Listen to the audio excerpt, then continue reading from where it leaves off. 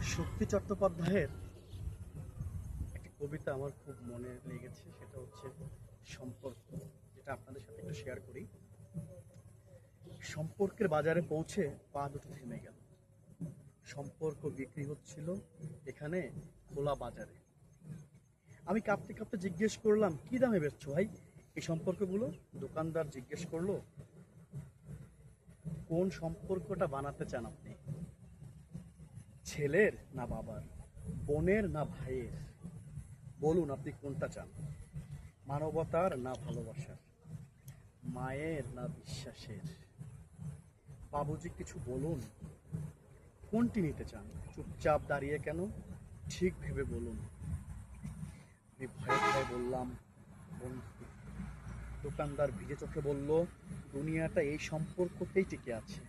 তবে মাফ করবেন বাবুজি, এই সম্পর্কটা বিক্রির জন্য নয়। এর কোনো দাম দিতে পারবেন না। আর যেদিন এটাও বিক্রি হয়ে যাবে, সেদিন দুনিয়াটা উজাড় হয়ে যাবে।